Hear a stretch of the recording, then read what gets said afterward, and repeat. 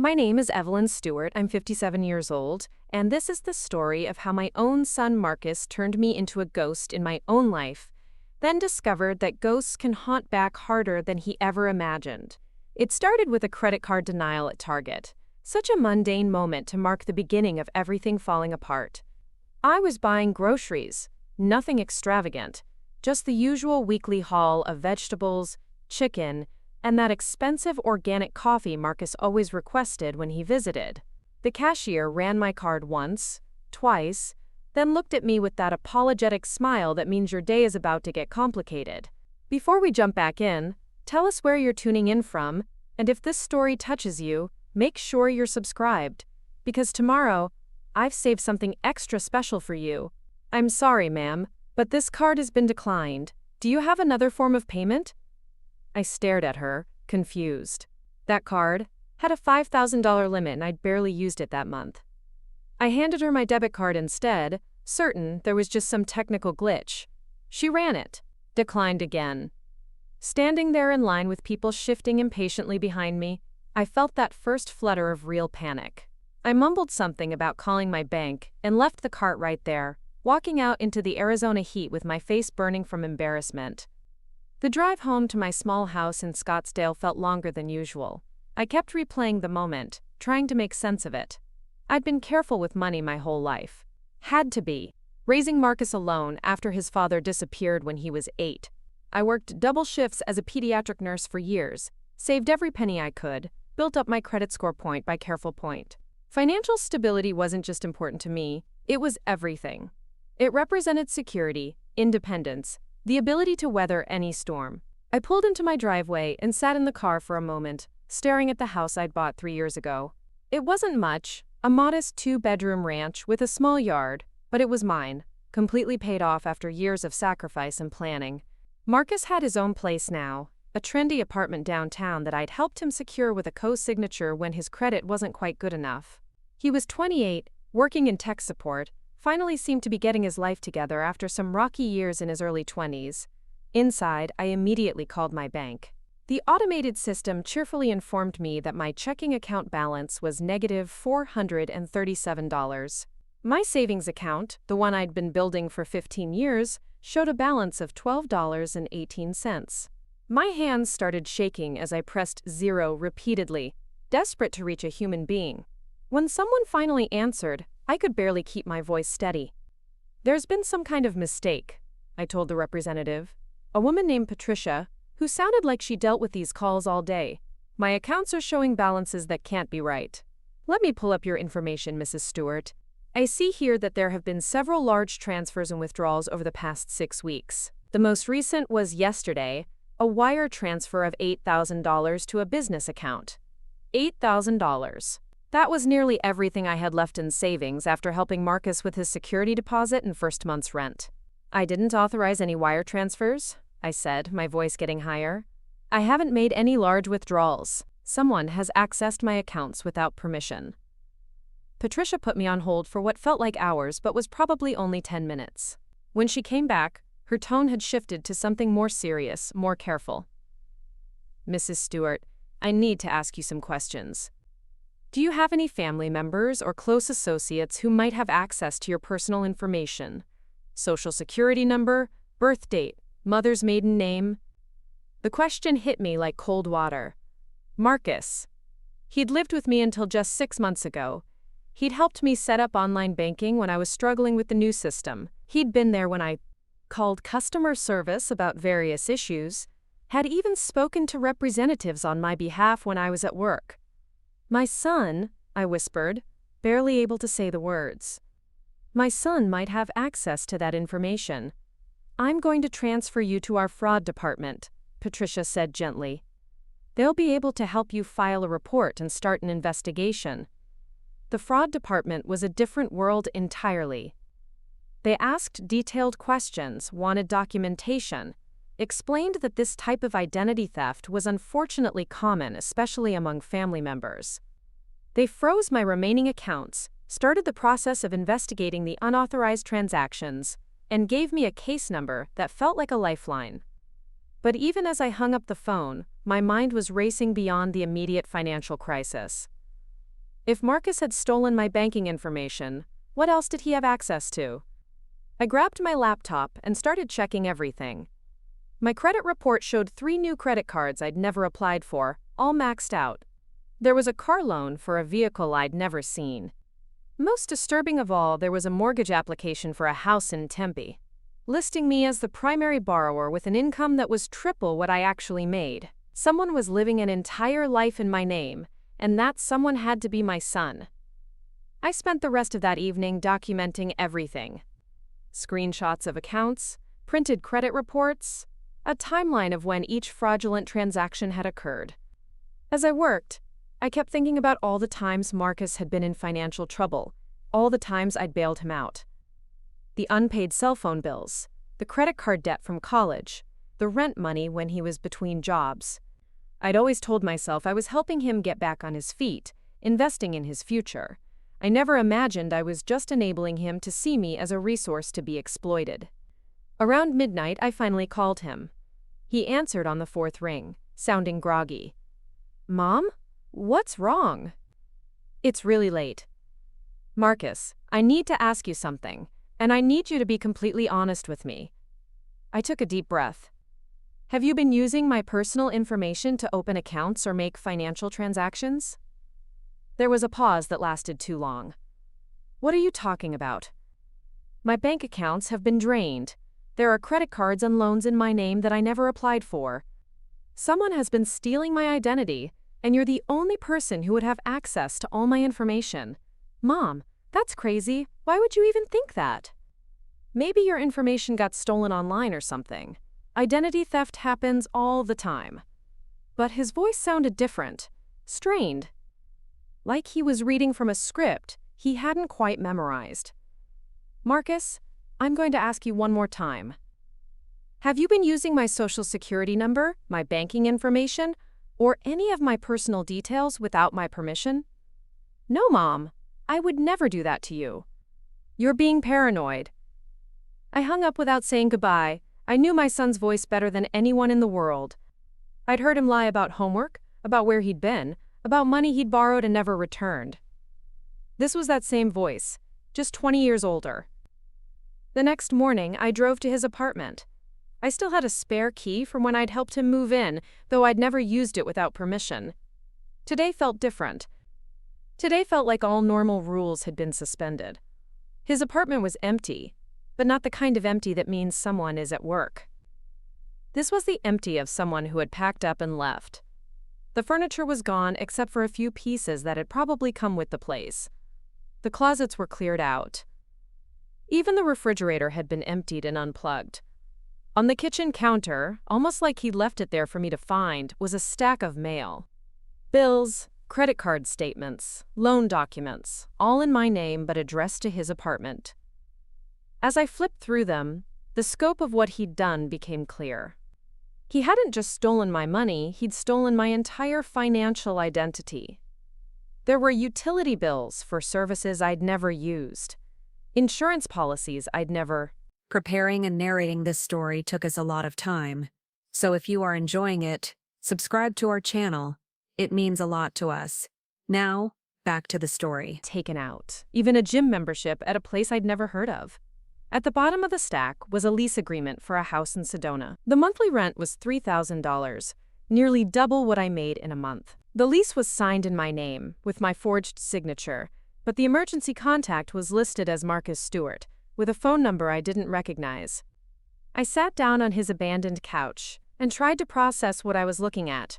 This wasn't just financial fraud, this was systematic identity theft. Marcus had essentially created a parallel version of my life. One where I was wealthy enough to afford luxury rentals and multiple credit cards, where I had the income to support a lifestyle I could never actually afford. I called the fraud department again and explained what I'd found. They advised me to file a police report immediately and to contact each creditor individually to dispute the fraudulent accounts. They also suggested I place a freeze on my credit to prevent any new accounts from being opened. The police station was exactly what you'd expect in Scottsdale. Clean, efficient, filled with officers who looked like they'd rather be dealing with traffic violations than family financial crimes. The desk sergeant handed me a form and directed me to a waiting area with plastic chairs and fluorescent lighting that made everyone look sick. Detective Sarah Chen called my name after about an hour. She was younger than I'd expected, maybe early 30s, with short black hair and the kind of direct gaze that made you feel like she was cataloging everything you said for later reference. "Mrs. Stewart, I understand you want to file a report for identity theft. Can you walk me through what's happened?" I told her everything, from the declined cards to the empty apartment to the stack of fraudulent documents. She took notes, asked clarifying questions, and didn't show any surprise at the family connection. "Unfortunately, this type of fraud is becoming more common," she said when I finished. "Adult children with access to their parents' personal information sometimes see it as an easy source of credit. The good news is that you've documented everything well. The bad news is that prosecution can be complicated when it involves family members." "What do you mean, complicated?" "Well, for one thing, we need to prove intent to defraud. If your son claims you gave him permission to use your information, or if there's any history of you helping him financially, it can create reasonable doubt. For another, many people are reluctant to press charges against their own children, even when significant money is involved." I looked at her directly. "Detective Chen, my son has stolen my entire financial life. He's left me with debt I can't pay and bills for services I never received. I don't care that he's my child. I want him prosecuted to the full extent of the law." She nodded approvingly. "That's what I needed to hear. We'll start by issuing a warrant for his arrest, based on the evidence you've provided. Do you have any idea where he might be now?" I gave her the address from the Sedona lease, along with the phone number I didn't recognize and the names of a few friends he'd mentioned over the years. She promised to follow up within 48 hours and gave me her direct number in case I discovered any additional evidence. Driving home, I felt something I hadn't experienced in months, a sense of forward momentum. For weeks I'd been reactive, discovering new fraudulent accounts, calling creditors, feeling like I was always one step behind. Now, finally, I was taking action. I was fighting back, but as I pulled into my driveway, I saw something that made my stomach drop. There was a notice taped to my front door, official looking and impossible to ignore. It was an eviction notice. According to the document, I was 3 months behind on rent for a property I'd never heard of, and I had 30 days to pay the outstanding balance of $9,000 or face legal action. I stared at the paper, trying to make sense of it. I owned my house outright. There was no landlord, no rent, no mortgage. But, apparently, in Marcus's version of my life, I was a renter who had defaulted on payments. I called Detective Chen immediately. She answered on the second ring. "Detective, it's Evelyn Stewart. I just found an eviction notice on my door for a property I don't rent. This goes beyond credit card fraud. Someone is trying to make me homeless." "Mrs. Stewart, can you bring that notice to the station? This might be evidence of additional crimes. And Mrs. Stewart, be careful. If someone is willing to forge legal documents, they might be planning something more serious." That night, I barely slept. Every sound in the house made me jump. Every car that drove down my street made me peek through the curtains. I kept thinking about Detective Chen's warning, about the possibility that this was more than just financial fraud. Around 3 in the morning, my phone rang. Unknown number. "Hello? Mom, it's me." Marcus's voice, but different somehow. Harder. "Marcus, where are you? The police are looking for you." "I know. And that's really disappointing, Mom. I thought we could work this out as a family." "Work what out? You stole my identity. You've left me with thousands of dollars in debt. You forged legal documents. There's nothing to work out." "See, that's where you're wrong. Because I still have your social security card, your birth certificate, and a whole lot of other documents that could make your life very complicated if they ended up in the wrong hands." My blood went cold. "Are you threatening me?" "I'm just saying that maybe you should think about whether you really want to involve the police in a family matter. Maybe you should consider that there might be consequences for not being more supportive of your only son." The line went dead. I sat in my dark living room, phone still pressed to my ear, and realized that this was no longer just about money. This had become something much more dangerous. Marcus wasn't just stealing from me anymore, he was threatening me. And for the first time since this whole nightmare began, I was genuinely afraid. But fear, I was about to learn, can be a powerful motivator. As I sat there in the darkness, I made a decision that would change everything. I wasn't going to be a victim anymore. I wasn't going to hide or hope this would somehow resolve itself.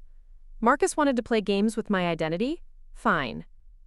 I would show him what happens when you try to erase someone who refuses to disappear.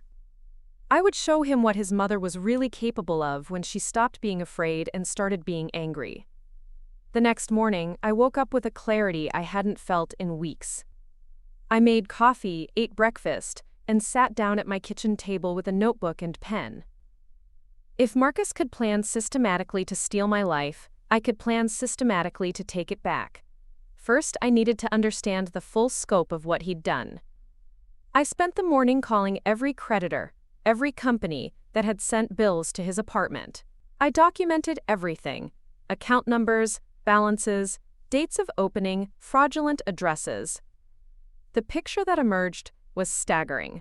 Marcus had created a financial life in my name that included 12 credit cards, 3 car loans, 2 mortgages, a business loan for a company that didn't exist, and monthly payments for everything from satellite TV to premium gym memberships. The total debt he'd accumulated in my name was over $200,000. But as overwhelming as that number was, I started to see patterns that gave me hope. Marcus was smart, but he wasn't careful. He'd used the same email address for multiple accounts, an address I now had access to because he'd used my recovery information to set it up. He'd used his real phone number as a backup contact for several services. Most importantly, he'd been sloppy with addresses, sometimes using his old apartment, sometimes using addresses that didn't exist, sometimes using my actual home address. I called Detective Chen and shared what I'd discovered. She was impressed by the documentation and agreed that the scope of the fraud would make the case much stronger. She also told that they'd located Marcus in Sedona, living in the house he'd rented using my identity, and that they were planning to execute the arrest warrant within the next day or two. "Mrs. Stewart," she said, "I want you to know that this is one of the most comprehensive identity theft cases I've seen. Your son didn't just steal money from you, he essentially tried to steal your entire existence. When we arrest him, he's going to be facing multiple felony charges." After I hung up, I allowed myself a moment of satisfaction. Marcus thought he could threaten me, intimidate me into backing down. He thought I was just a scared older woman who would eventually give up and let him get away with it. He was about to learn how wrong he was. But I wasn't done yet. There was one more thing I needed to do, one final move that would ensure Marcus understood the full consequences of what he'd done to me. I called my lawyer, Janet Morrison, who'd handled my divorce years ago and had helped me with the house purchase. I explained the situation and asked her to meet me that afternoon. "Evelyn," she said when I finished laying out everything, "I'm so sorry this happened to you, but I'm confused about why you need a lawyer. It sounds like the police are handling the criminal charges." "They are, but I want to file a civil lawsuit as well. I want to sue Marcus for every penny he's cost me, plus damages for emotional distress, plus punitive damages for the intentional nature of what he did. I want to make sure that even after he serves whatever prison sentence he gets, he'll still be paying for what he did to me for the rest of his life." Janet smiled, the kind of smile that meant she was already calculating billable hours. "Now that's something I can help you with." 2 days later, Detective Chen called me at 6 in the morning. "Mrs. Stewart, I wanted to let you know that we arrested Marcus yesterday evening at the Sedona property. He's being held without bail on multiple felony charges including identity theft, fraud, forgery, and making terroristic threats." I sat up in bed, suddenly wide awake. Terroristic threats? The phone call where he threatened you with consequences if you didn't drop the charges. We were able to trace that call and record similar threats he made to you from jail after his arrest. He apparently didn't realize that all jail calls are recorded. I felt a wave of relief so strong it was almost physical. What happens now? Now he goes through the legal process. Given the amount of money involved and his threats against you, I expect he'll be looking at significant prison time. And Mrs. Stewart? I want you to know that you did everything right.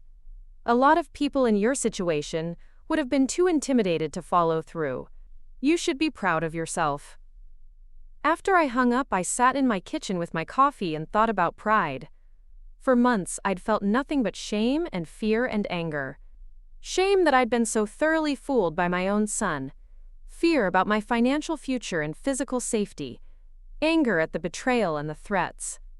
But Detective Chen was right. I should be proud. I'd fought back when it would have been easier to give up. I'd documented everything when I could have just reported the obvious crimes. I'd followed through with prosecution when many people would have tried to handle it as a family matter. Marcus had tried to steal my identity, but in the process, he'd forced me to discover who I really was underneath all the roles I'd played. I wasn't just a mother or a nurse or a victim. I was someone who could fight for herself, someone who could plan strategically, someone who could be ruthless when necessary. The civil lawsuit took 8 months to work its way through the court system. Marcus tried to represent himself from prison, filing handwritten motions that ranged from desperate to delusional. He argued that I'd given him permission to use my credit. He claimed he'd been planning to pay everything back. He even tried to argue that as his mother, I was somehow responsible for his actions. None of it worked. The judge awarded me a judgment for the full amount of the fraudulent debt, plus punitive damages, totaling just over $400,000. It was more money than Marcus would ever be able to pay, but that wasn't really the point. The point was that for the rest of his life, he would have a legal obligation to me that he could never escape. Marcus was sentenced to 8 years in prison. The judge specifically mentioned the threats against me as an aggravating factor that warranted the maximum sentence. I was in the courtroom the day they sentenced him. He looked smaller somehow, younger, like the boy who used to cry when I had to work double shifts and couldn't read him bedtime stories. For just a moment, I felt a flicker of the old maternal impulse to protect him, to make everything better. Then I remembered the eviction notice taped to my door. I remembered the panic of thinking I might lose my house. I remembered the phone call where he threatened me for refusing to be victimized quietly. I looked him in the eye as they led him away in handcuffs, and I didn't feel sorry for him at all. The financial recovery took longer than the legal case. It took 2 years to get all the fraudulent accounts removed from my credit report, to clear up the confusion about properties I'd never rented and cars I'd never bought. My savings account was eventually restored through the bank's fraud protection, though I never got back the money I'd spent on lawyers and the time I'd lost from work dealing with the aftermath. But in some ways, those were the best 2 years of my life. Without Marcus's constant financial crises to solve, without the stress of wondering when the next emergency call would come, I discovered what my life could be like when I wasn't constantly in crisis management mode. I bought a new car, the first one I'd ever purchased entirely for myself, without considering anyone else's needs or preferences. I took a vacation to Europe, something I'd always talked about but never done, because there was always some family expense that took priority. I even started dating again, something I'd avoided for years because Marcus had always been so critical of any man I showed interest in. Most importantly, I learned to trust my instincts again. The part of me that had known something was wrong when those cards were declined, the part that had recognized the lie in Marcus's voice, the part that had refused to be intimidated by his threats, that part of me had been right all along. I just needed to learn to listen to it. 3 years after Marcus's sentencing, I got a letter from him in prison. He was eligible for parole and wanted me to write a letter of support to the parole board. He said he'd found religion, that he understood now how much he'd hurt me, that he wanted to make amends. I read the letter twice, then put it in my shredder. Some people might say that was harsh, that everyone deserves a second chance, that family forgiveness is important.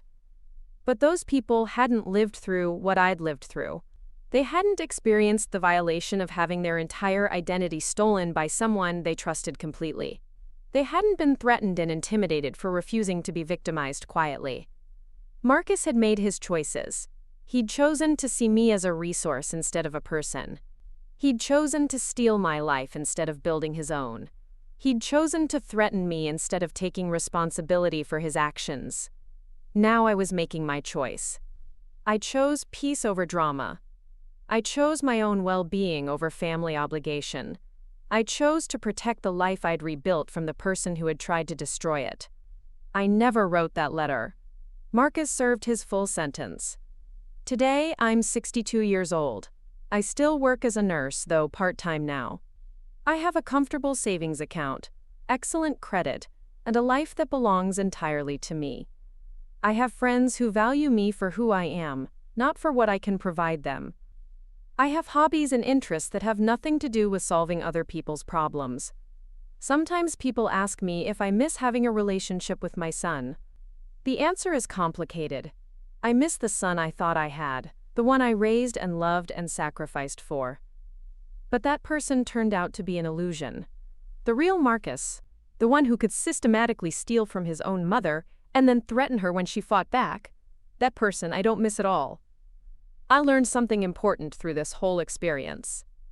You can love someone completely and still refuse to let them destroy you. You can grieve the loss of a relationship while celebrating your freedom from it. You can be proud of the parent you were while refusing to be defined by the person your child became. Marcus tried to steal my identity, but he ended up giving me something instead. He gave me the opportunity to discover who I really was when I stopped being afraid. He gave me the chance to learn that I was stronger and more resourceful than I'd ever imagined. He gave me permission to put my own well-being first for the first time in my adult life.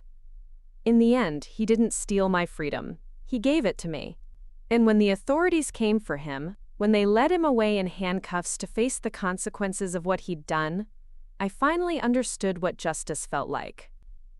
It felt like breathing again, after holding your breath for years. It felt like coming home to yourself after being lost for so long. It felt like proof that sometimes, when someone tries to erase you, the best revenge is simply refusing to disappear. The morning after Marcus's arrest, I woke up expecting to feel relief. Instead, I felt hollow, like someone had scooped out everything inside me and left just the shell. I made coffee and sat at my kitchen table, staring at the stack of documentation I'd assembled over the past weeks. Bank statements, credit reports, police reports, legal documents. The paper trail of my son's betrayal, neatly organized in manila folders. My phone had been ringing since 7 a.m., Detective Chen checking in, my lawyer Janet wanting to discuss next steps, even a reporter from the local news who'd somehow gotten wind of the story. I let them all go to voicemail. For the first time in weeks, I didn't have an emergency to respond to, a crisis to manage, a fire to put out. The quiet felt foreign, almost unsettling. Around noon, my neighbor Mrs. Patterson knocked on my door. She was in her 70s, a widow who'd lived next door for decades and had watched Marcus grow up from a distance. She held a casserole dish and wore the kind of concerned expression that meant she'd heard something. "Evelyn, dear, I hope you don't mind me stopping by. I heard there was some trouble with Marcus." I invited her in, grateful for the human contact. She set the casserole on my counter and turned to face me with the directness that only elderly neighbors can get away with. "Tell me what happened. The real story, not whatever gossip is floating around the neighborhood." So I told her everything, the identity theft, the threats, the arrest. She listened without interrupting, occasionally shaking her head or making small sounds of disapproval.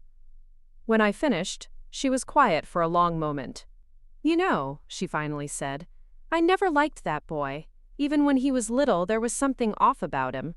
The way he looked at people, like he was calculating what he could get from them. I always wondered why you couldn't see it." Her words stung because they rang true. Looking back now, there had been signs. The way Marcus would charm teachers and neighbors while being difficult at home. How he always seemed to have an excuse ready before he'd even been accused of anything. The way he could make me feel guilty for setting boundaries or asking questions about his activities. I didn't want to see it, I admitted. He was my son. I thought if I just loved him enough, supported him enough, he'd eventually figure out how to be a good person. Mrs. Patterson reached across the table and patted my hand. "Honey, you can't love someone into being different than they are. Some people are just takers. They see kindness as weakness and generosity as stupidity. It doesn't matter how much you give them, it's never enough, because they don't actually value what you're giving. They just want more." After she left, I found myself thinking about that concept, Marcus as a taker. It explained so much about our relationship, patterns I'd never quite been able to articulate. The way he only called when he needed something. How he'd disappear for weeks when his life was going well, then suddenly reappear with a crisis that required my immediate attention and financial assistance. The way he'd make me feel selfish for having my own needs or boundaries. I'd spent years telling myself that this was normal, that adult children naturally turn to their parents for help during difficult times. But Mrs. Patterson was right. There's a difference between occasionally needing support and systematically exploiting someone's love for your own benefit. That afternoon, I decided to drive to the house in Sedona, where Marcus had been living. Detective Chin had mentioned that the property management company was looking for someone to deal with his abandoned belongings, and since the lease was technically in my name, they considered me responsible. The drive to Sedona took about 2 hours through some of the most beautiful desert landscape in Arizona. Red rocks jutting up from the earth like ancient monuments, vast stretches of cacti and scrub brush, mountains in the distance that shifted color as the sun moved across the sky. Under different circumstances, it would have been a pleasant trip. Today, it felt like a pilgrimage to the scene of a crime. The house was in an upscale neighborhood, the kind of place where the mailboxes were designed to look like architectural features, and the landscaping probably cost more than most people's cars. It was a Spanish-style villa with a red tile roof, arched windows, and a courtyard entrance that belonged in a magazine. The monthly rent on this place was more than I made in 6 weeks. The property manager, a woman named Sandra with perfectly styled blonde hair and a clipboard, met me at the front door. She looked me up and down with the barely concealed disdain that people in expensive neighborhoods reserve for anyone who doesn't look like they belong. "You're Evelyn Stewart? The one on the lease?" "I'm Evelyn Stewart, but I never signed any lease. My son forged my signature and used my identity to rent this property without my knowledge or consent." Her expression shifted from disdain to confusion. "I'm sorry, but that's impossible. We verified employment, ran credit checks, spoke to references. This was a legitimate rental application." I pulled out my folder of documentation and showed her copies of the police report, the fraud case number, and the arrest warrant. Her face went pale as she realized the implications. "Oh my God, we've been collecting rent from fraud proceeds. The company could be liable for this." "I'm not here to cause problems for your company," I told her. "I just want to see what my son was doing with my stolen identity, and I need to collect any personal items that might actually belong to me." She unlocked the front door, and we stepped inside together. The house was gorgeous, the kind of place I could never afford even if I saved for 10 years. Hardwood floors, vaulted ceilings, a gourmet kitchen with granite countertops, and stainless steel appliances. Floor-to-ceiling windows looked out onto a private patio with a swimming pool and hot tub. But it was also completely trashed. Empty pizza boxes and takeout containers covered every surface. Expensive furniture had been damaged or stained. There were holes in the walls where it looked like someone had punched them in anger. The pool was green with algae, and the hot tub had been turned into what appeared to be a giant ice chest, filled with beer bottles and rotting food. "Jesus," Sandra muttered, pulling out her phone to document the damage. "He's destroyed this place. The security deposit won't even cover a fraction of what it's going to cost to repair this." I walked through the house slowly, trying to understand what I was seeing. This wasn't just neglect or carelessness. This was deliberate destruction, like Marcus had been angry at the house itself, or at the life he was living in it. In the master bedroom, I found clothes I recognized, items Marcus had taken from my house over the years, under the pretense of borrowing them. My good winter coat, a set of luggage I'd bought for a trip that never happened, even some of my jewelry in a tangled pile on the dresser. But there were also things I'd never seen before. Expensive electronics, designer clothes with tags still attached, artwork that looked like it cost more than my car. All of it purchased, I realized, with credit cards opened in my name. The most disturbing discovery was in the home office. File cabinets filled with documents, all related to the identity theft scheme. But these weren't just records of what he'd already done. These were plans for future fraud. Lists of other potential victims, including my elderly neighbors and some of Marcus's former coworkers. Research on how to open business accounts and apply for larger loans. Even a notebook with practice copies of various signatures, including mine. This hadn't been a crime of opportunity or desperation. This had been a career plan. I called Detective Chen immediately and told her what I'd found. She said she'd send a team to collect everything as evidence and advised me not to touch anything else.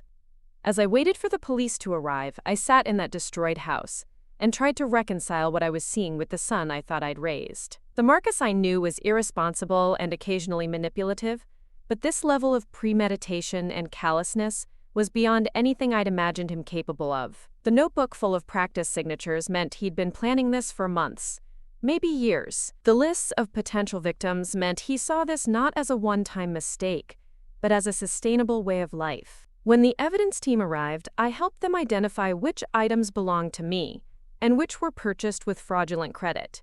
It was a lengthy process that took most of the afternoon. By the time we finished, I felt emotionally drained but also strangely cleansed, like I'd finally seen the full scope of what I was dealing with. Detective Chen walked me to my car as the sun was setting behind the red rocks.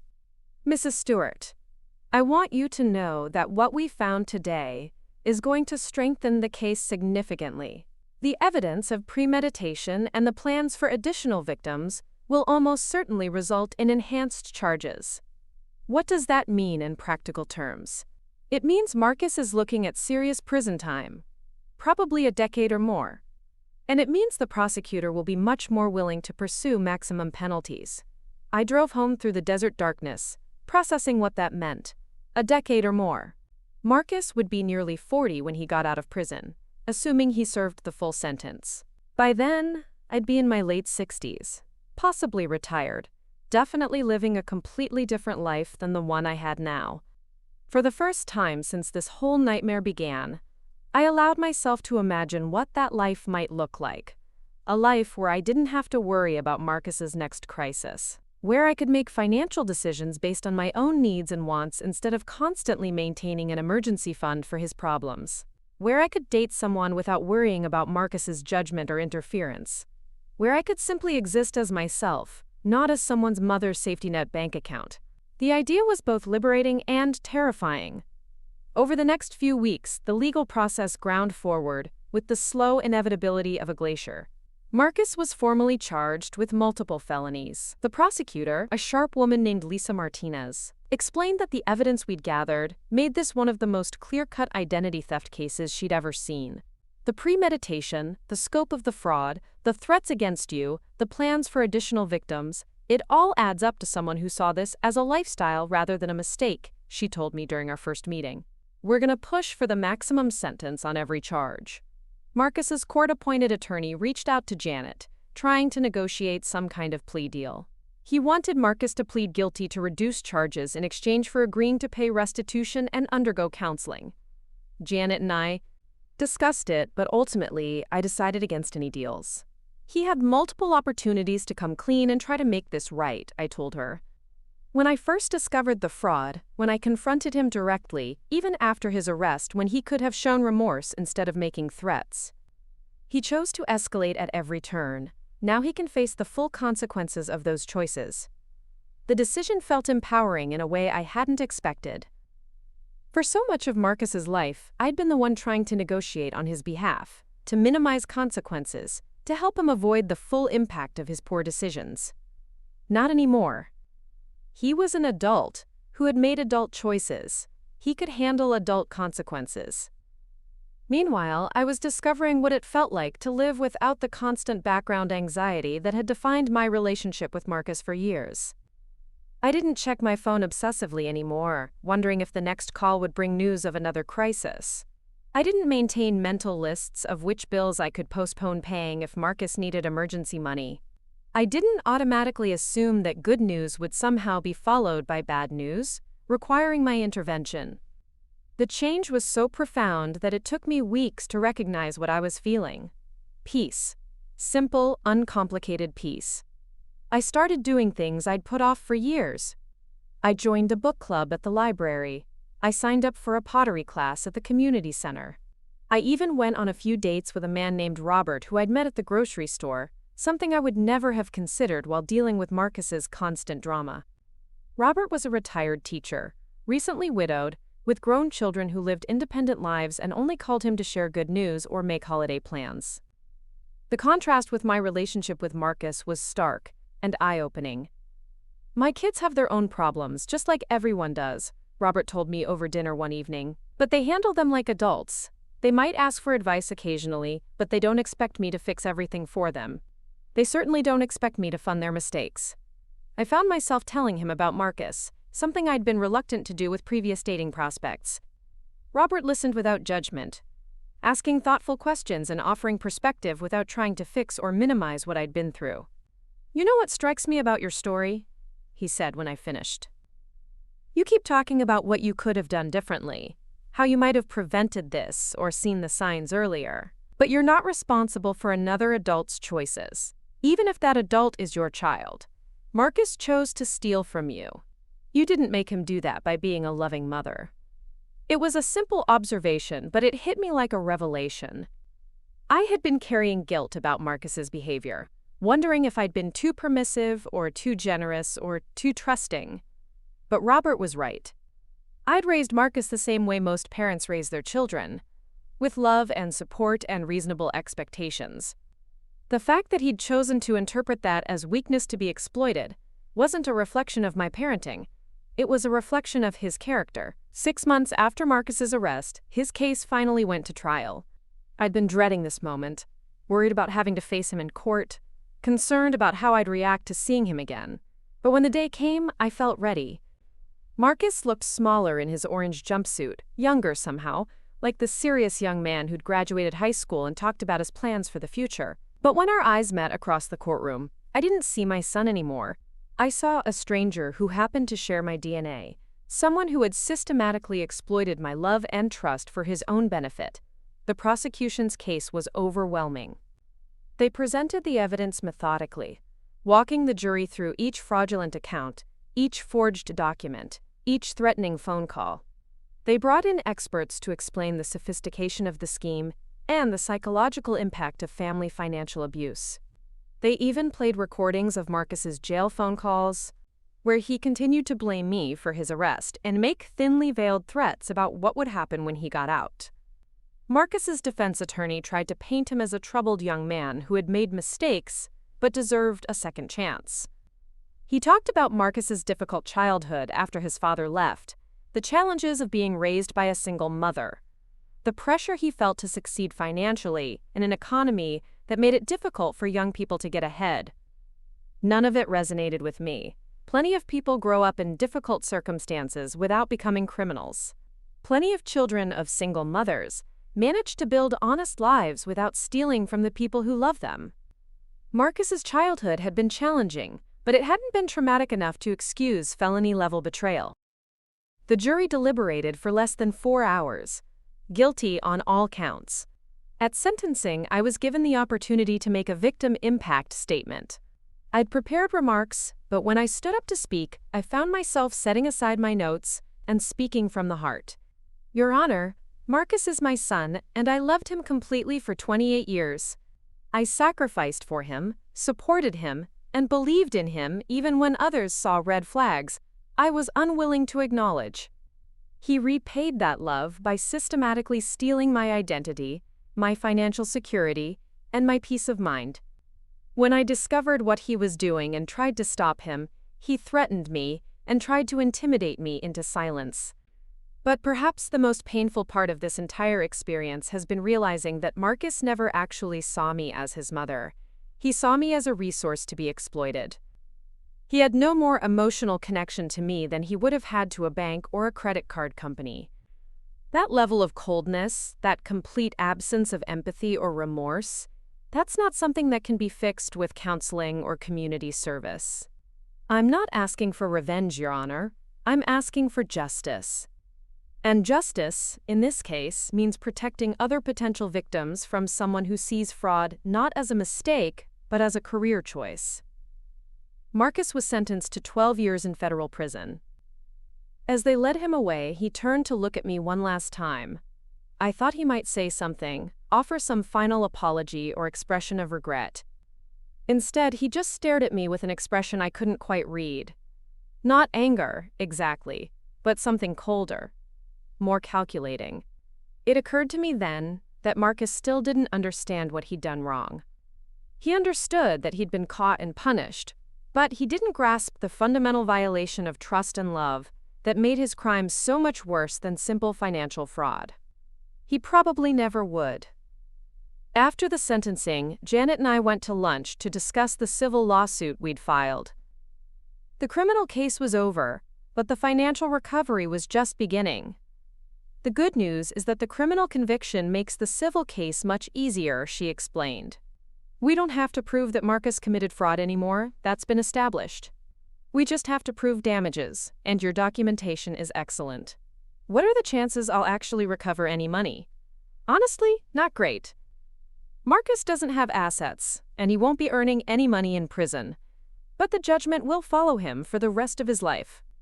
Every job he gets, every bank account he opens, every piece of property he tries to buy, we can garnish those wages and assets until the debt is paid.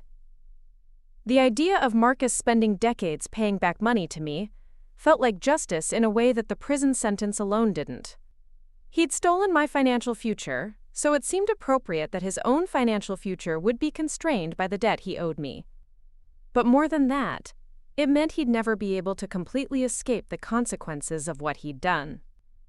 Even after he served his time and got out of prison, even if he managed to rebuild his life and find success, there would always be this legal obligation hanging over him. A reminder of the mother he'd betrayed and the trust he'd destroyed.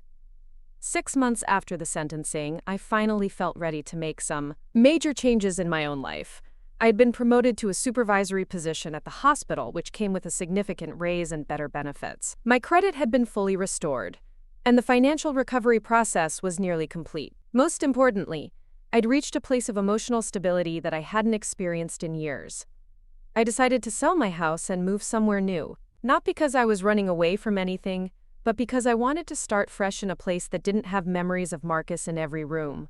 I found a small condo in Tucson, closer to my work, with a community pool and a view of the mountains. The day I signed the papers on my new place, I felt a sense of completion that surprised me. For months I'd been so focused on the legal processes and financial recovery that I hadn't thought much about what came next. Now, suddenly, I was looking at a future that belonged entirely to me. Robert helped me move, along with a few neighbors and friends I'd made through my book club and pottery class. It was strange, having people in my life who knew me only as Evelyn, not as Marcus's mother or a victim of identity theft, or someone defined by family drama. They knew me as someone who brought thoughtful questions to book discussions, who wasn't afraid to get clay under her fingernails, who could be counted on to help with community fundraisers. That version of myself felt more authentic than any identity I'd had in years. The new condo was smaller than my house, but it felt more spacious somehow. Every piece of furniture, every decorative item, every book on the shelf had been chosen by me for my own enjoyment. There were no accommodations for Marcus's visits, no extra bedroom maintained in hope of reconciliation, no space held in reserve for a relationship that no longer existed. For the first time in my adult life, I was living entirely for myself. 3 months into my new life in Tucson, I got a letter from Marcus in prison. It was the first communication I'd received from him since the sentencing, and I almost threw it away without reading it.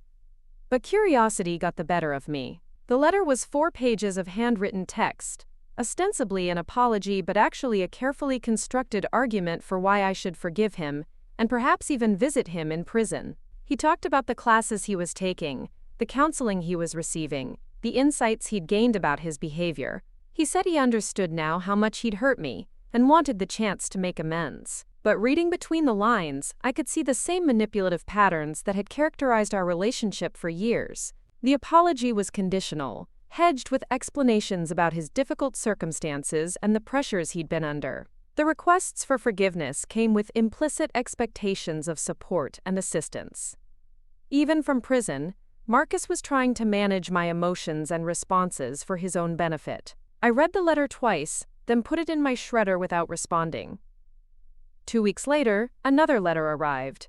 This one was shorter, more direct. Marcus said he was disappointed that I hadn't responded to his previous letter, and wondered if perhaps I hadn't received it. He reiterated his desire for reconciliation and mentioned that he'd been thinking about what kind of relationship we might have when he was released. I shredded that one too. The third letter, which arrived a month later, had a different tone entirely. Marcus said he was confused and hurt by my silence. He reminded me that he was my son, that family was supposed to forgive and support each other no matter what. He said he was beginning to think I was being vindictive and cruel, punishing him beyond what his crimes deserved. Reading that letter, I felt a familiar flash of the old guilt and self-doubt. Was I being too harsh? Was I letting my anger override my maternal instincts? Should I at least write back to explain my position? Then I remembered Robert's words about adult choices and adult consequences. I remembered Detective Chen's observation about Marcus's complete lack of remorse during his arrest. I remembered the notebook full of practice signatures and the lists of potential victims we'd found in the Sedona house. Marcus hadn't written to me because he'd genuinely changed, or because he wanted to repair our relationship out of love. He'd written because he was calculating what kind of support system he'd need when he got out of prison, and he'd decided that a forgiving mother would be useful to have. I shredded the third letter and didn't wait for a fourth. I contacted the prison and asked to be removed from Marcus's approved correspondence list. If he wanted to communicate with someone, he could write to a counselor, or a friend, or someone who wasn't the person he'd victimized.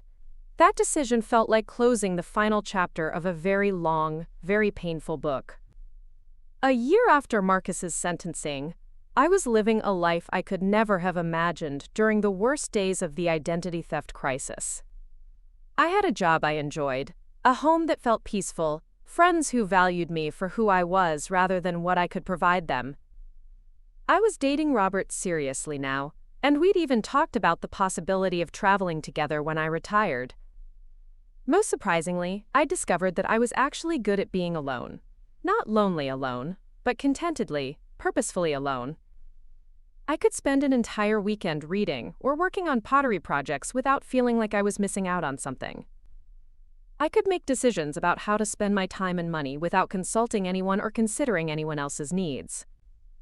It was a kind of freedom I'd never experienced as an adult, and I found myself protective of it in ways that sometimes surprised me.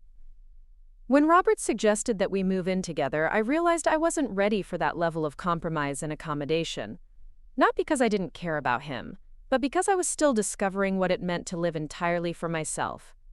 I need more time, I told him. I spent 30 years of my adult life managing someone else's crises and needs. I'm just now learning what my own needs actually are. He understood, which was one of the reasons I cared about him so much. He didn't take my hesitation as rejection or push me to move faster than I was comfortable with. He respected my boundaries and supported my journey toward independence. That kind of respect and support felt revolutionary, after decades of a relationship where my boundaries were constantly tested and my independence was seen as a threat. 2 years after Marcus's sentencing, I made a decision that felt both significant and simple.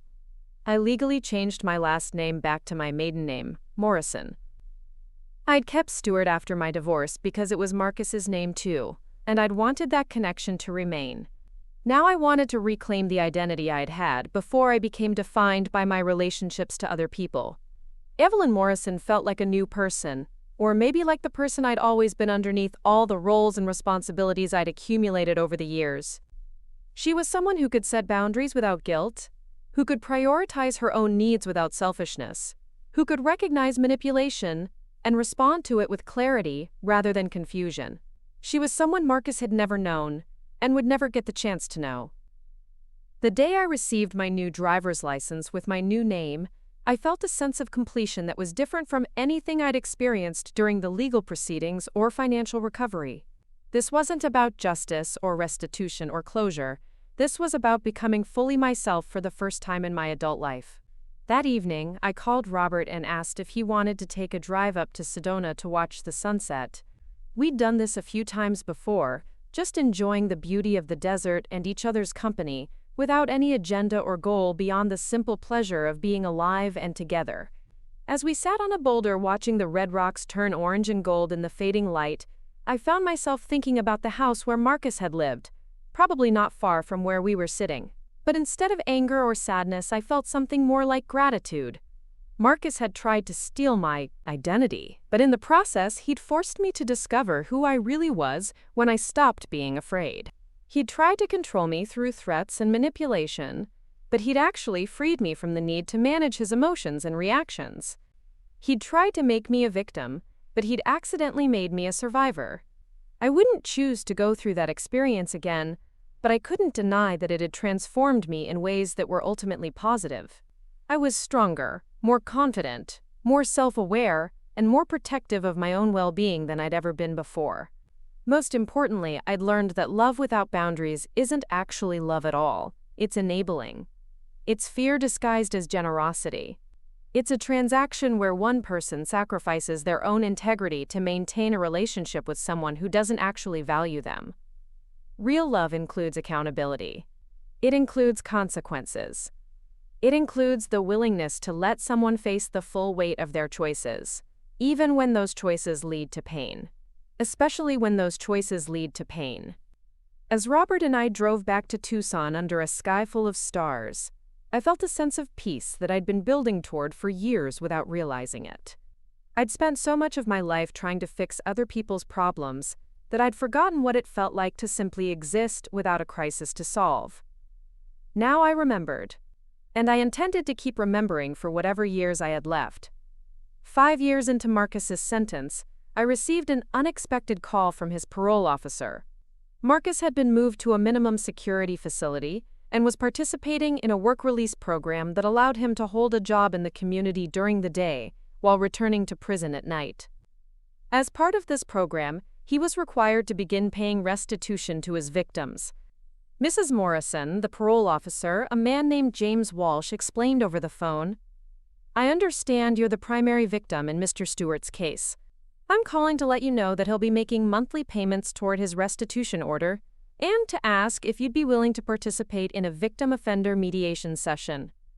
The suggestion caught me completely off guard. I'd spent years building a life that had nothing to do with Marcus, and the idea of voluntarily sitting in a room with him felt like stepping backward into a version of myself I'd worked hard to outgrow. "What would be the purpose of such a meeting?" I asked. "Well, it's part of the restorative justice process. It gives offenders a chance to take direct accountability for their actions and gives victims an opportunity to express how the crime affected them. Many people find it helpful for achieving closure." I almost laughed. Closure. As if Marcus's presence was required for me to feel complete or at peace. As if the life I'd built over the past 5 years was somehow incomplete without his participation or approval. "Mr. Walsh, I appreciate the offer, but I'm not interested in meeting with Marcus. I've achieved all the closure I need through the legal process and my own personal growth. I don't require his acknowledgement or apology to feel whole." There was a pause on the other end of the line. "I understand. But Mrs. Morrison, I should mention that Mr. Stewart has been quite insistent about wanting to meet with you. He says there are things he needs to say that he couldn't express in letters. Did he tell you that I never responded to any of his letters? That I had myself removed from his correspondence list? I made my position clear years ago. I'm not interested in anything Marcus has to say. He mentioned that you'd been unresponsive, but he seems to believe that if he could just explain himself in person, you might be willing to rebuild some kind of relationship." And there it was. The same old Marcus, still believing that the right combination of words and emotional manipulation could get him what he wanted. Still operating under the assumption that my boundaries were suggestions rather than absolute limits. "Mr. Walsh, let me be very clear. I don't want a relationship with Marcus Stewart. I don't want to hear his explanations or his apologies. I don't want to help him with his reintegration process or his personal growth journey. He made his choices, and I've made mine. Please don't contact me again about mediation or any other form of communication with him." After I hung up, I found myself shaking slightly, not from fear but from anger. Even from prison, even through intermediaries, Marcus was still trying to force his way back into my life. He was still operating under the belief that his wants and needs should override my clearly stated boundaries. That evening, I called my lawyer Janet to discuss the restitution payments and to make sure Marcus had no legal avenue to force contact with me. The restitution is automatic, she explained. As long as he's earning money, a portion of it will be garnished and sent to you. But you're absolutely right that he can't force you to meet with him or communicate with him in any way. Your participation in victim-offender mediation is completely voluntary. What if he tries to contact me directly when he gets out? If he shows up at your home or workplace, or if he tries to contact you after you've made it clear you don't want contact, that would constitute harassment. Given his criminal history and the threatening behavior he displayed during the original case, any judge would likely issue a restraining order without hesitation. The conversation was reassuring, but it also reminded me that Marcus's release was approaching faster than I'd realized.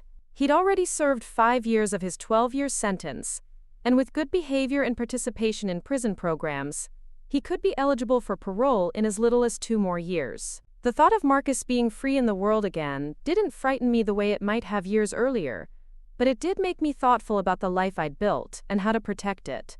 I'd worked too hard to achieve this level of peace and independence to let his release disrupt it. Over the next few months, I found myself taking practical steps to further insulate my life from any potential interference. I moved to a new apartment in a gated community with better security. I opened new bank accounts at a different institution.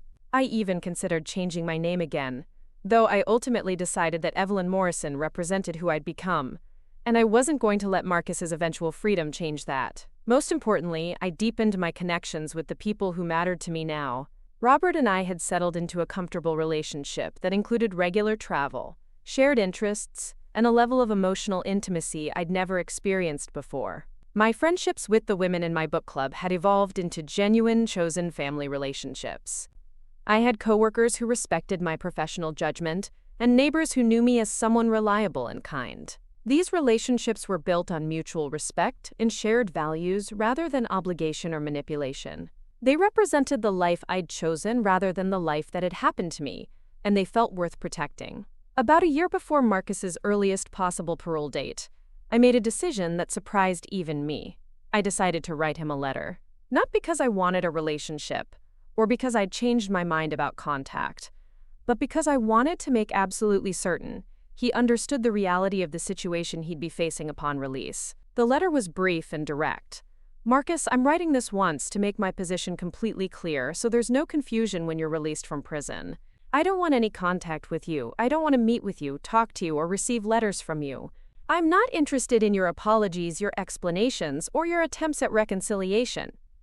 I've built a good life that has nothing to do with you, and I intend to keep it that way. Any attempt to contact me or insert yourself into my life will be reported to the authorities immediately. This isn't anger or vindictiveness. This is a boundary based on my own well-being and peace of mind. Respect it. I didn't sign it with love or your mother or any other familial identifier. I signed it E. Morrison and mailed it to the prison without a return address. 2 weeks later, I received a call from James Walsh again. Mrs. Ibane. Morrison, I wanted to let you know that Mr. Stewart received your letter and asked me to call you. He says he understands your position, but hopes you'll reconsider after he's had more time to prove he's changed. He also wanted me to tell you that he's been working with a counselor on understanding the impact of his actions and taking responsibility for the pain he caused. Mr. Walsh, did you read my letter? Well, no, ma'am. Mr. Stewart just told me what it said. Then let me tell you directly, I meant every word. I don't want Marcus to prove he's changed. I don't want to give him opportunities to take responsibility. I don't want to be part of his rehabilitation or his personal growth. I want to be left alone. Is that clear enough? Yes, ma'am. I'll make a note in his file. After that conversation, I realized I needed to take one more step to protect myself. I contacted a lawyer who specialized in restraining orders and had the paperwork prepared in advance. If Marcus tried to contact me after his release, I could have legal protection in place within hours, rather than having to start the process from scratch. The lawyer, a woman named Patricia Reeves, was familiar with cases involving family members and identity theft. She explained that perpetrators often felt entitled to renewed contact with their victims, especially when the victim was a family member. They tend to minimize what they did and maximize the family connection, she said. They'll often say things like, "But I'm your son," or "Family should forgive each other," as if the biological relationship somehow cancels out the criminal behavior. That sounds exactly like something Marcus would say. The good news is that restraining orders in these cases are usually straightforward to obtain. You have a documented history of criminal behavior, threats, and now unwanted contact attempts. Any judge will take that seriously. Having the legal protection in place gave me a sense of security that went beyond the practical benefits. It was a tangible reminder that I had the right to control who was allowed in my life, regardless of biological relationships or social expectations about family forgiveness. Around this time, I also made another significant change in my life. I decided to retire early. At 62, I was eligible for early retirement with a reduced pension, and the restitution payments from Marcus, combined with my savings and the settlement from the civil lawsuit, meant I could afford to stop working full-time. The decision wasn't motivated by fear of Marcus's release or a desire to hide from the world. It was motivated by a recognition that I'd spent decades working to support other people's dreams and crises, and I wanted to spend whatever years I had left pursuing my own interests and passions. I threw myself into pottery with a focus I'd never been able to achieve while working full-time. I took advanced classes, invested in better equipment, and even started selling pieces at local craft fairs. I joined a hiking group and began exploring the wilderness areas around Tucson. I volunteered at a literacy program, helping adults learn to read. Most surprisingly to me, I discovered I had a talent for mentoring other women who were dealing with difficult adult children. Through word of mouth, I started getting calls from friends of friends who were struggling with manipulation, financial exploitation, or emotional abuse from their own grown kids. These conversations were always informal, usually over coffee or lunch, but I found them deeply satisfying in a way that was different from anything I'd experienced as a nurse or mother. I wasn't trying to fix anyone or solve their problems. I was simply sharing what I'd learned about boundaries, self-respect, and the difference between love and enabling. The hardest part, I told a woman named Carol, whose son had been stealing from her for years, is accepting that you can't love someone into being a good person. You can love them completely and still refuse to participate in your own destruction. These conversations reminded me how far I'd traveled from the woman who used to check her phone obsessively for crisis calls from Marcus. That woman had believed that maternal love required infinite patience, endless forgiveness, and perpetual availability for rescue missions. She'd confused boundary setting with abandonment and consequence with cruelty. The woman I'd become understood that real love sometimes meant stepping back and allowing someone to face the full weight of their choices. That protection sometimes meant protecting yourself from someone you loved.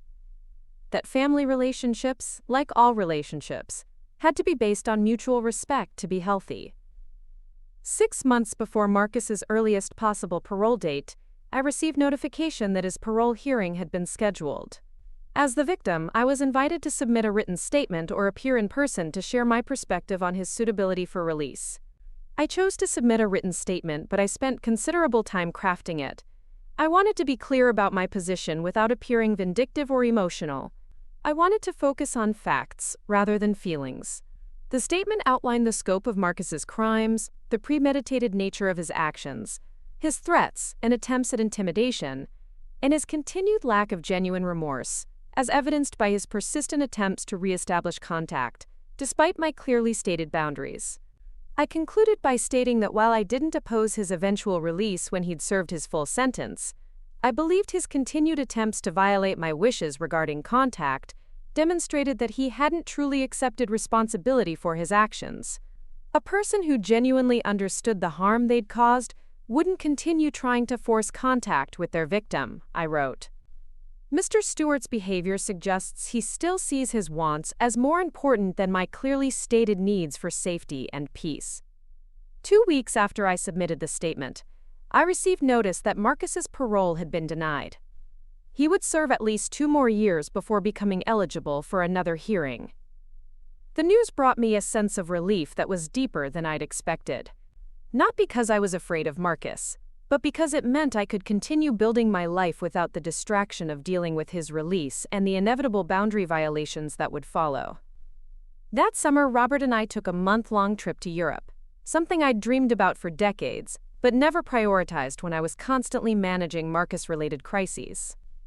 We spent time in small villages in Italy, hiked through the Scottish Highlands, and explored art museums in Paris. The trip was everything I'd imagined and more, but what struck me most was how completely present I was able to be for each experience.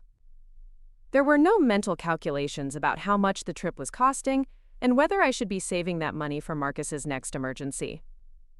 There were no phone calls to cut short our sightseeing. There was no background anxiety about what crisis might be waiting for me when I returned home.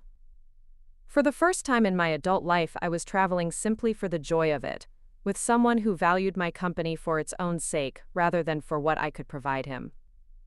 On our last night in Paris, Robert and I were sitting at a cafe watching people walk by when he said something that perfectly captured how I was feeling. "You know what I love about traveling with you?" he said. "You're completely here, present for everything. A lot of people travel while still mentally managing their lives back home, but you seem to trust that everything will be fine without your constant oversight."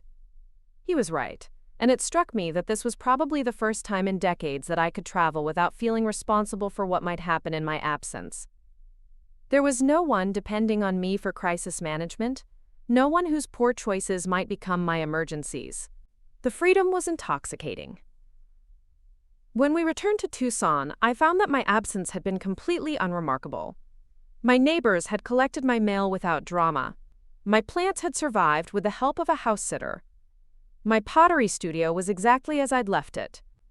The world had continued to turn without my active management, which felt like a small miracle.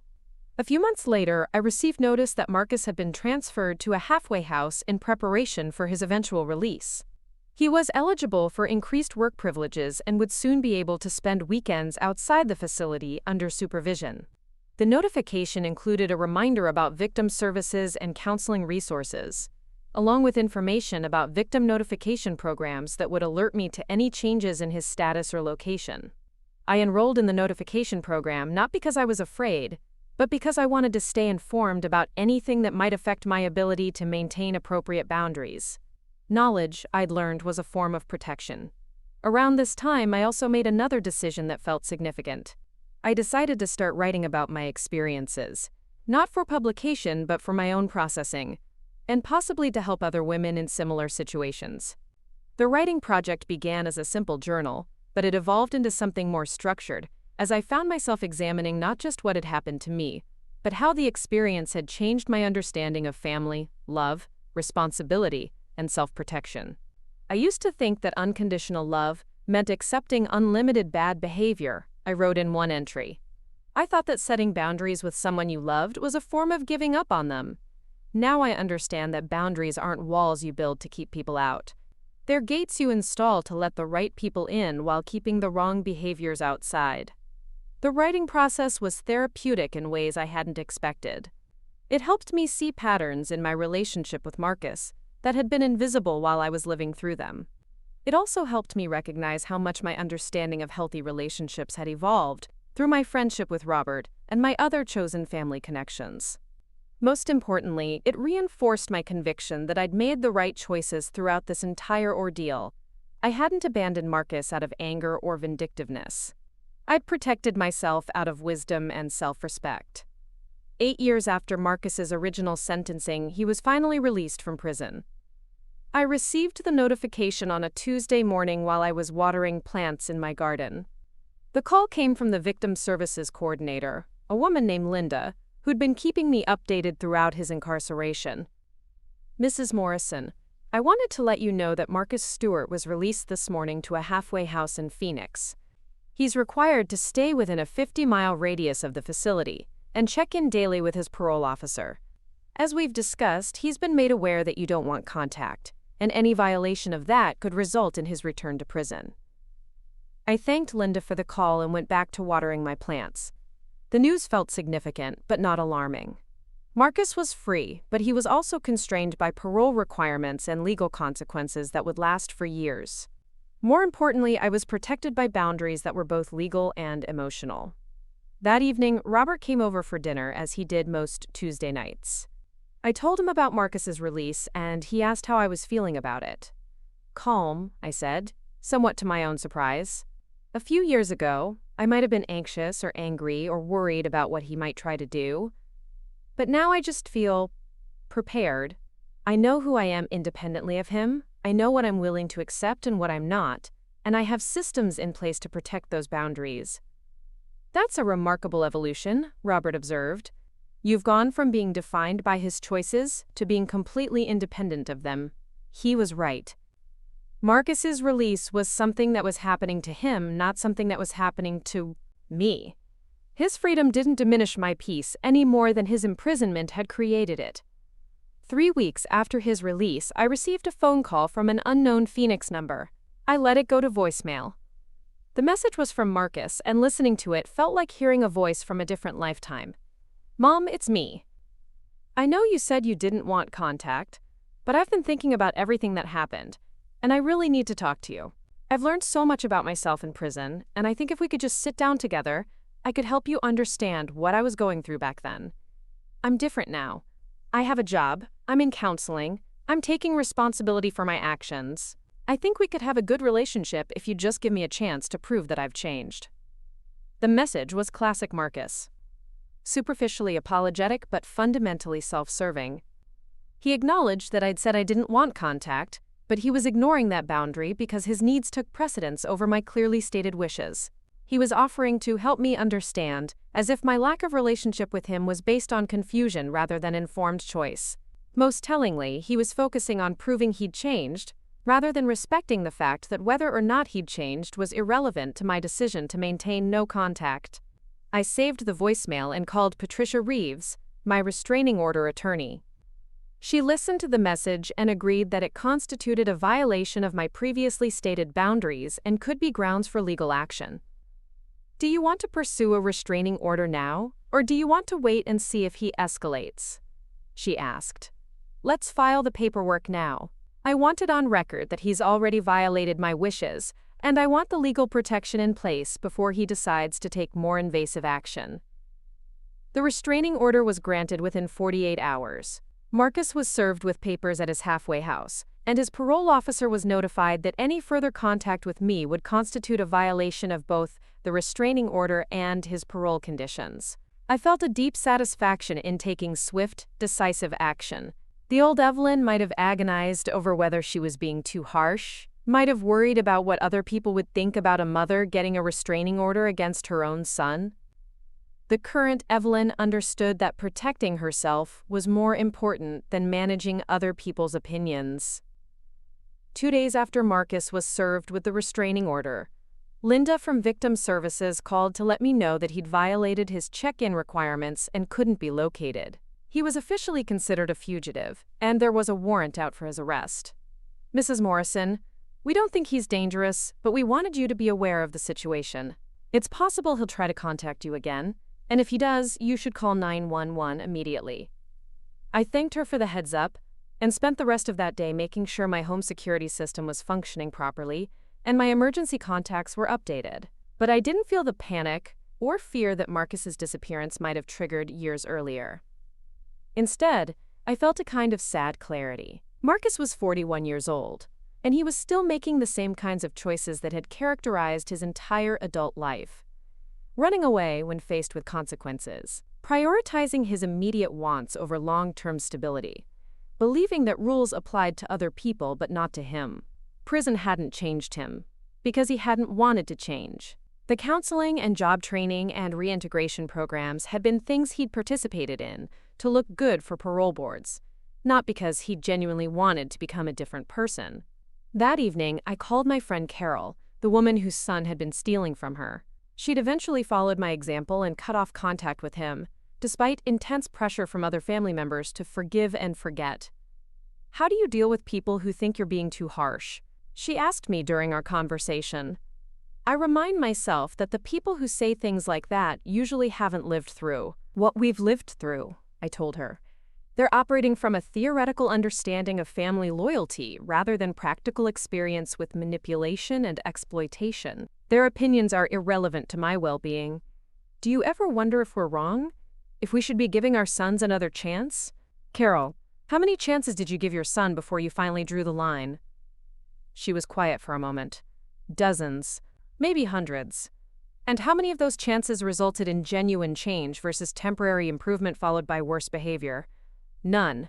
Every time I helped him, things got worse. That's your answer. We didn't stop giving them chances because we're heartless. We stopped because we finally learned to pay attention to patterns instead of promises. A week later, Marcus was arrested in California trying to open bank accounts using false identification. The parole violation would add years to his sentence, and the new identity fraud charges could result in additional federal time. When Linda called to tell me about his arrest, she mentioned that Marcus had been carrying my home address and phone number when he was apprehended, along with what appeared to be surveillance notes about my daily routines. The information was disturbing but not surprising. Marcus had demonstrated throughout his life that he saw other people as objects to be manipulated for his benefit rather than individuals with their own rights and autonomy. The fact that he'd spent his first weeks of freedom planning ways to violate my boundaries was entirely consistent with his character. What did surprise me was how unshaken I felt by this revelation. A few years earlier, the knowledge that Marcus had been watching my home and planning some kind of approach would have left me terrified and second-guessing every decision I'd made about cutting off contact. Now, it simply confirmed that I'd made the right choice. Marcus was exactly who I'd concluded he was, someone who couldn't or wouldn't respect other people's boundaries, even when violating those boundaries could send him back to prison. The restraining order, the victim notification program, the security system, the legal preparations. All of it had been worth doing. I'd protected myself from someone who'd proven he couldn't be trusted to respect even the most basic limits. 6 months later, Marcus was sentenced to an additional 5 years in federal prison for the identity fraud charges, to be served consecutively with his remaining time for the parole violation. He wouldn't be eligible for release again until he was well into his 40s. By then, I'd be in my 70s, probably fully retired, possibly dealing with my own health issues and aging process. The woman Marcus might eventually encounter would be even further removed from the mother he'd exploited and threatened years earlier. The distance between who I was now and who I'd been when this all started felt like more than just time. It felt like a complete transformation of identity, values, and priorities. I was no longer someone who confused love with enabling or boundaries with abandonment. I was no longer someone who prioritized other people's comfort over my own safety. I was no longer someone who felt obligated to accept unacceptable behavior because of biological relationships. Most importantly, I was no longer someone who needed other people's approval or understanding to make decisions about my own life. On the 5th anniversary of my move to Tucson, Robert and I decided to have a small celebration. We invited my book club friends, my hiking group, and a few neighbors for a potluck dinner in my courtyard. As I looked around at the people who'd become my chosen family, I felt a contentment that had nothing to do with anyone else's validation. These were people who knew me as Evelyn Morrison, someone reliable and kind who brought interesting questions to book discussions and homemade pottery to birthday parties. They knew me as someone who could be counted on to help with community projects, and who always remembered details about their lives and families. They had no idea that I'd once been someone whose life revolved around managing another person's crises. They couldn't imagine me as someone who'd accepted threats and manipulation as normal parts of a family relationship. That version of myself felt like a character from a book I'd read long ago, someone I could remember but no longer related to. As the evening wound down and people began to leave, Robert helped me clean up while we talked about our plans for the upcoming hiking season. We were considering a trip to Colorado, maybe sometime in the national parks of Utah. "You know what I love about planning trips with you?" he said as we carried dishes into the kitchen. "You never have to check with anyone else or worry about anyone else's schedule. You can just decide what you want to do and do it." It was such a simple observation, but it highlighted something I'd been taking for granted: the freedom to make plans based solely on my own interests and availability. The ability to commit to activities without worrying about whether I'd have to cancel because of someone else's emergency. That night, as I was getting ready for bed, I found myself thinking about the woman I'd been 8 years earlier when Marcus first started his identity theft scheme. She'd been someone who checked her phone constantly, who maintained emergency funds for other people's crises, who felt guilty for having boundaries or priorities that didn't center around her adult child's needs. That woman had believed that being a good mother meant being infinitely available and endlessly forgiving. She'd thought that love required sacrifice of self-respect, and that family loyalty meant accepting unacceptable behavior. She'd been wrong about all of it, but she'd learned. Sometimes, the most loving thing you can do for someone is refuse to enable their destructive choices. Sometimes the most loyal thing you can do for your family is protect yourself from the members who would exploit your loyalty. Sometimes the bravest thing you can do is walk away from people who refuse to treat you with basic respect, even when those people share your DNA. As I turned off the lights and settled into bed, I felt grateful not just for the life I'd built, but for the strength I'd discovered in myself along the way. Marcus had tried to steal my identity, but he'd accidentally helped me find out who I really was underneath all the roles and expectations I'd been carrying. I was someone who could survive betrayal and emerge stronger. Someone who could set boundaries without guilt and maintain them without wavering. Someone who could build genuine relationships based on mutual respect rather than manipulation and obligation. I was someone who'd learned that you don't have to choose between loving someone and protecting yourself from them. You can do both. Sometimes, doing both is the only way to preserve whatever chance there might be for a healthy relationship in the future. Marcus would probably never understand this.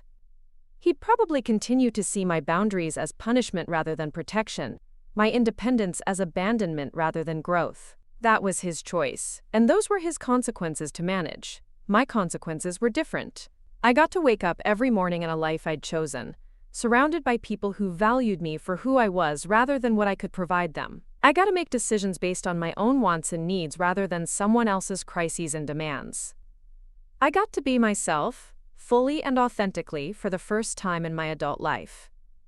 And that, I realized as I drifted off to sleep, was a kind of freedom that no one could steal from me again. Up next, you've got 2 more standout stories right on your screen. If this one hit the mark, you won't want to pass these up. Just click and check them out.